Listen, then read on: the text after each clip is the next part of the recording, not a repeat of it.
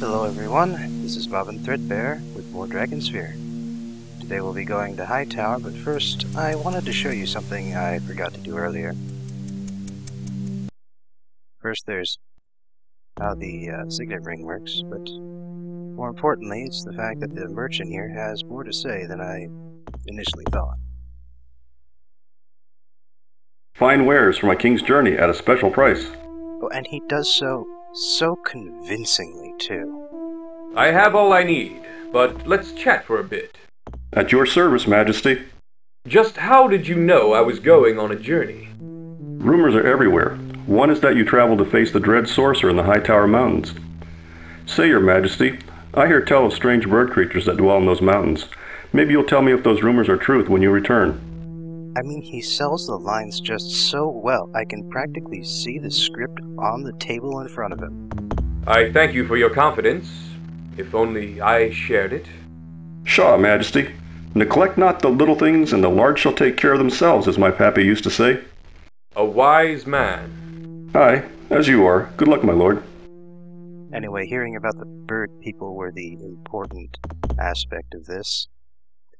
And in fact, if I had heard from him before I had gone to the shapeshifter lands, I could have actually asked the old man, Mr.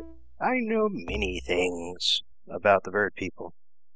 As it is, we're going to see him this time. So, hell.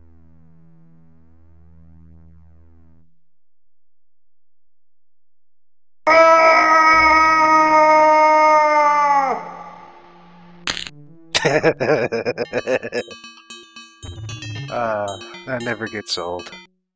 Right, anyway, we're going. With one last interlude. It's going to burst any moment! Oh dear. What if the sorcerer emerges before he even gets to Hightower? Suppose the sorcerer comes here! You have a point. We must prepare ourselves. Pair of pessimists. How? What can we do? I'll have the guard doubled. If Sanwi appears here, we'll tell him Kalish has gone to Hightower. Because, you know, those two things work very well against evil wizards. Won't his spells be able to detect Kalish's presence? Perhaps, perhaps not. There is little else we can do. If only that fool Nertam had not run off.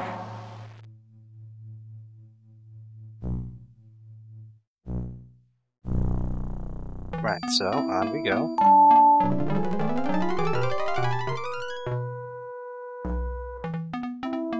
I like the little effect with the sphere circle there. Although I've always been a little mystified by this. I guess the impression is that anything that was inside when the spell was cast can't leave, but with some token resistance, anyone from the outside can get in and out. I won't be leaving while the shield is still active, but I can, if I wanted to. Did you all see something move over there? Because I did.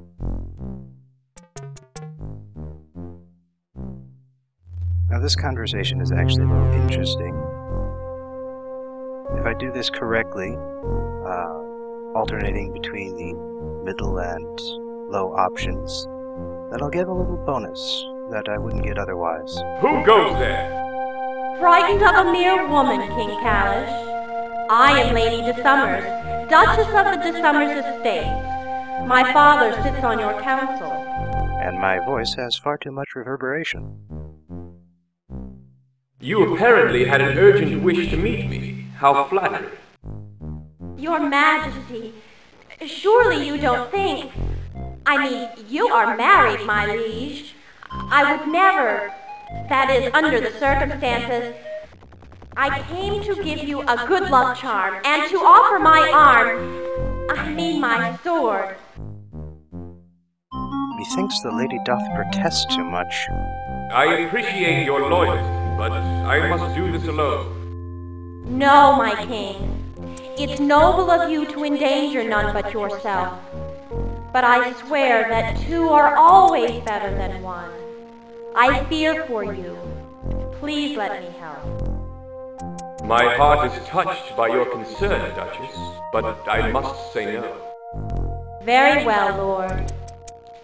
This amulet I wear is a charm, passed down through the De Summers family for generations. It is said to have mystical powers, but it is mostly a good luck charm. The powers are useless. Why is that? The mad mage who made this amulet said that its true powers could only be used after the wearer had been pronounced dead. Any such power is rather useless to the wearer, don't you think? To my knowledge, it has never been invoked. But wear it for luck anyway.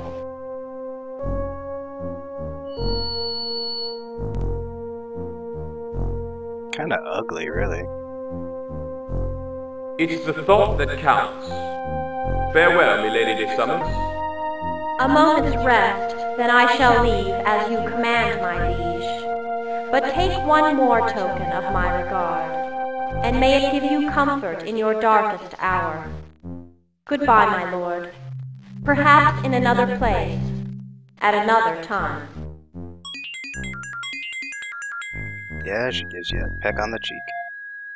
And she won't do it if you use any other combination of language there. In fact, if you anger her enough, she won't even give you the amulet. I mean, you need it, and you'll get it eventually, but not just then. Oh, hey, look! It's a waterfall. You know, there's something strange about this waterfall.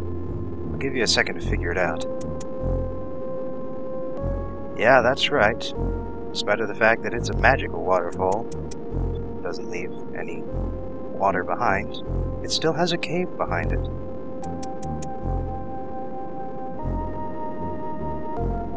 Also, there's a gold nugget here.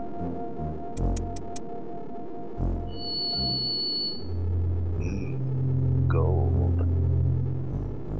There's something over here, but it's absolutely worthless at this point. There's some mud around here. If I take the puddle. Maybe it's on the right here. Oh, I don't need a puddle.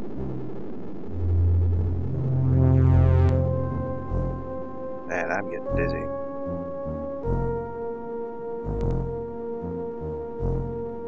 Oh well, let's just go under the cave then.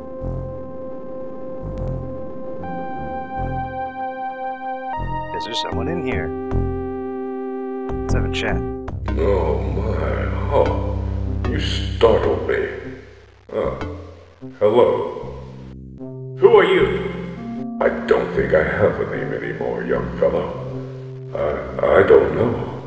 I'm just a hermit living alone in these parts, by myself. You look familiar. Have I seen you before? Here in this cave is the first time you and I have ever spoken to one another. I'm sure of it. How did you get here? One day I woke up and took a walk outside, and there was a wall around the mountain. I couldn't go anywhere else, so here I stayed. I've been here a long, long time. You've been here 20 years, old man. 20? What's that? 20 years, huh? Imagine that. Imagine that. What are you doing here? Just living, meditating, studying my books, learning secrets. I sleep more these days than I used to. I watch the birds and the waterfall and the smoke from the tower. What sort of secrets do you know? I know many things. I know that soap is made by mixing ashes with oil or fat. The lye in the ash breaks down the oils in the fat, and on your hands and thus cleans them. I know that acid is made by burning sulfur and saltpeter surrounded by water vapor. The vitriol from the chemical mix enters the water vapor to make liquid acid. I know that a frog's muscles jump near electricity. If you hang a frog's leg on a hook and leave it out in a storm, It will move when lightning strikes nearby. Oh, that's very interesting.